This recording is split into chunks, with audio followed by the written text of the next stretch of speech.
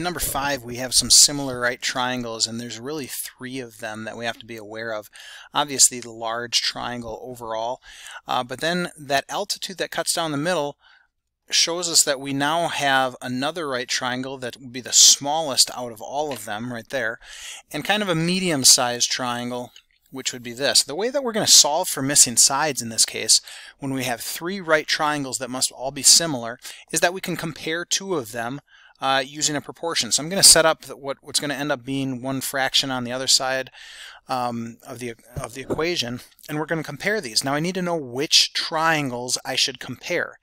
And so we first of all have to recognize which triangles have at least 2 side lengths that we know about that we can compare. So if I look at the smallest triangle here, which I've identified in red, it looks like I have the hypotenuse labeled, that would be x, and the short leg of that triangle, which would be 9.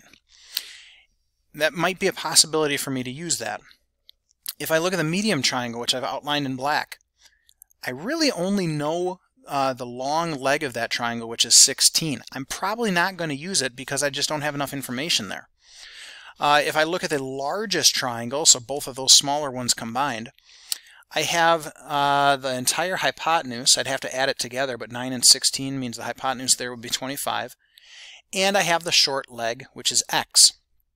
So that tells me I've only got 2 of those 3 triangles that I can use that I have enough information about, the small triangle and the large triangle. Okay, so I'm going to identify where I'm going to put the small triangle in these ratios and where I'm going to put the information from the large triangle in the ratios. I'll put the small on top and the large on the bottom. You could have flipped them around, that's okay. It doesn't really matter as long as you keep it consistent.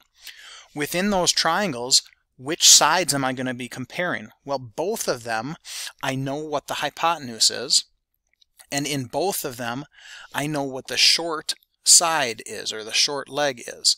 Okay, so I'm going to mark those there so I keep those consistent as to where I place them as well.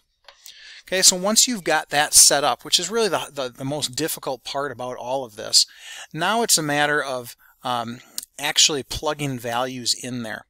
Okay, so I'm going to identify what the small triangle is and what its hypotenuse is. And if I look at just the small triangle, I can find the hypotenuse being a value of x. And if I look at that same small triangle and find the short side, it must be 9.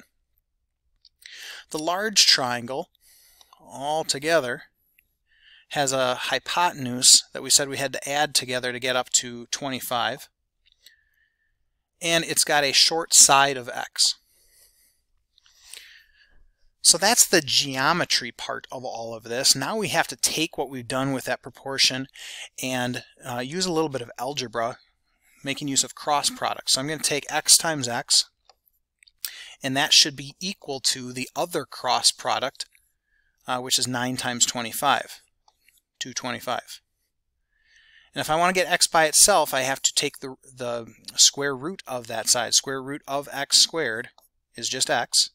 And if I did it on one side, I've got to do it on the other side, 15. So I now have found the value for 15, which is the length of that side over there, and compared to the rest of the triangle, that seems like it fits in and it's a legitimate answer.